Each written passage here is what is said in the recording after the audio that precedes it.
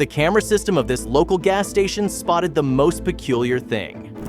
A young woman made her appearance, and it grabbed the attention of the attending security guard right away. And for good reason, because she was secretly up to some strange behavior. When the poor man saw what it was, he turned pale instantly. Before we start, smash the like button and make sure to subscribe if you haven't, and hit that notification bell so that you won't miss any new stories. Marcus squinted his eyes, trying to identify what the woman was doing. It wasn't normal to arrive on foot, and the way the woman was behaving added to his piqued interest. The lady looked around nervously multiple times like she didn't want to be seen. That's when Marcus spotted the small jerry can in her hand. There was something off about this woman, so Marcus decided to ignore the other cameras for a while and focus on what this woman was doing. It seemed like she was waiting for cars to fill up their tanks with gas. And once they had their fill, then she made her move. Marcus could see the first car leaving the station, and immediately after it was finished pumping gas, she rushed toward the pump that the car previously occupied. "She is siphoning off the excess gasoline in the pump after a car is finished!" Marcus shouted at the screen in surprise and anger. Disappointed, Marcus walked back to his security booth. He let a petty criminal take off with her prize, and that didn't feel good. But what he did not know was that the woman wasn't done yet. Because just after he returned to his stationary post, the woman reappeared on his television prompter. He still had his gear at the ready, so that made him good to go instantly. But still, he was too late to catch the perpetrator in her stealing act. This game of cat and mouse occurred over 3 times, and every time Marcus was just slightly too late.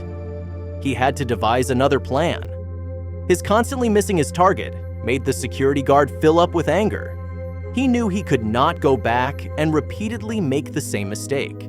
That's why he decided to leave his off-site security booth and stake out the gas station itself.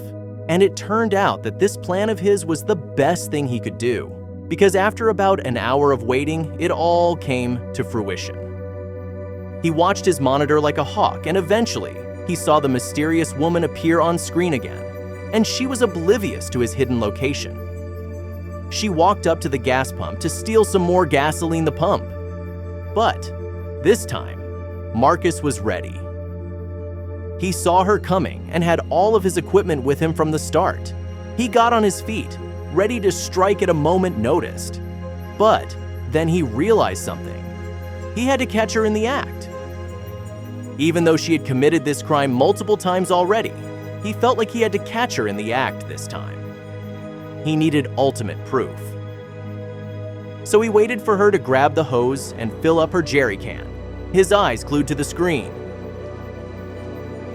And when the young woman was filling up her few free liters of gasoline, Marcus saw his chance. He jumped out from his hiding spot behind the building and jolted toward the unsuspecting female. The gasoline-stealing female let out a small scream as she saw Marcus approaching. But his element of surprise was short-lived, because within seconds, she detached her jerry can from the gas pump and started running the opposite way. It was time for a high-speed chase. Was Marcus ready for it? The woman held the jerry can under her right arm and started picking up the pace instantly. Before Marcus knew it, they both were in full sprint. The woman seemed to know the way and traversed the narrow, urban streets surrounding the gas station. Where the hell is this woman going? Even though her outfit didn't make it seem like it, this woman was very fast. She ran at high speed, trod the narrow alleyways, and was clearly very determined. But the heavy jerry can slowed her down just enough. Walking around with a full gallon of extra weight couldn't have been easy. Marcus noticed it too. She had a quick start, shooting away from the gas pump with quite a big head start on him. But he could clearly see that he was inching closer to her position. But right before Marcus could grab the woman's collar, she ran into a seemingly abandoned lot. There were no cars parked there, and it was eerily quiet. Just the quick footsteps of the woman rushing over the concrete pavement. On the lot stood a singular tall building, that was her destination. The woman ran toward the open doorway of the building, thinking she had made it. She did not realize how close Marcus was behind her, because she just focused on getting out of there as quickly as possible. So, thinking she was safe, she let herself breath for a moment. Unfortunately for her, this false sense of safety was shortly lived, because right after she made her way through the doorway, the hand of the determined security guard grabbed her forearm, locking her in place. Marcus knew she wasn't getting away. Entering some building was not going to stop him this time. After that, he explained to the woman that she was in big trouble. He was going to arrest her. But before he would do that, he demanded an explanation. "You are going to tell me right now why you siphoned all that extra gasoline. What is it all for?" Marcus said with a serious face. Marcus was expecting a snobby response after that demand.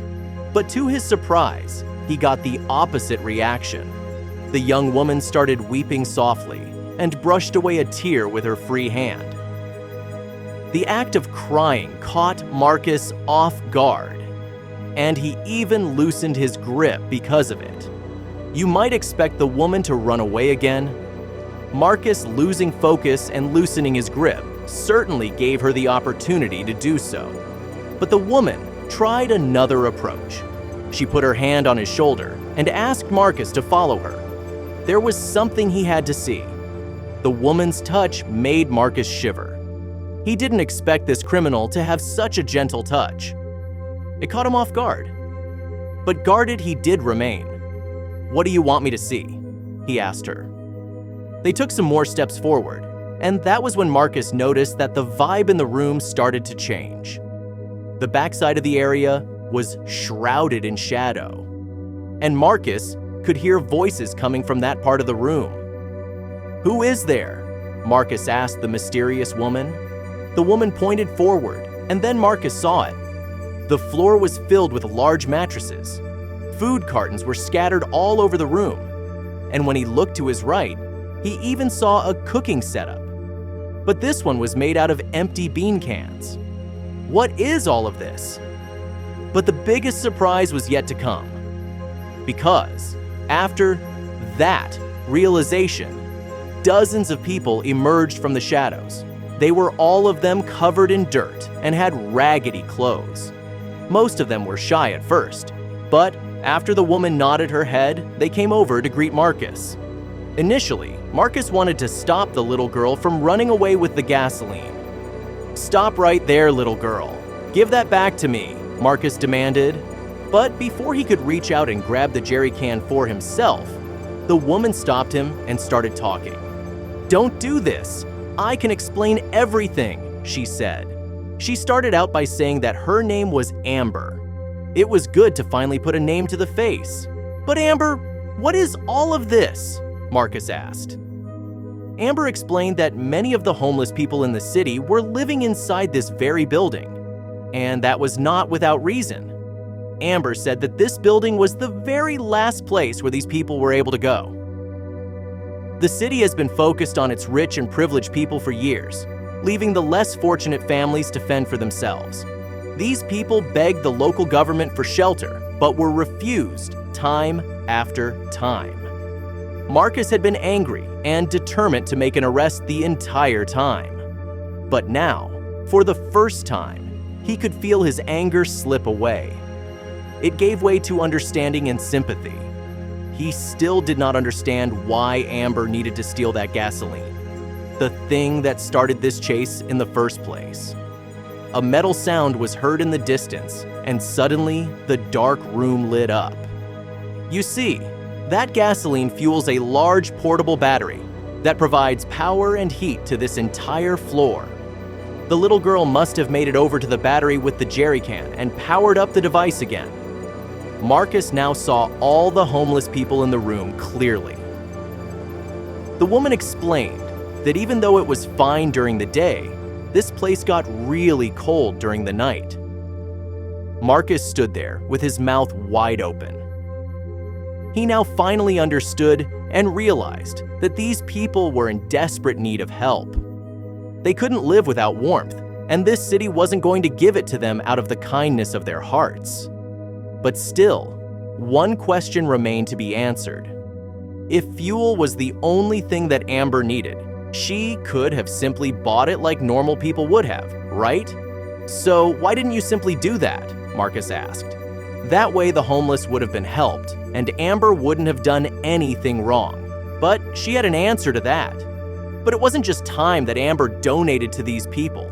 All her own money went into the foundation. It was a noble cause, but the foundation was the long-term solution. And these people needed warmth and power right now. Without money in the bank to provide, the young woman had to get creative. After hearing this heroic tale, Marcus was fully conflicted.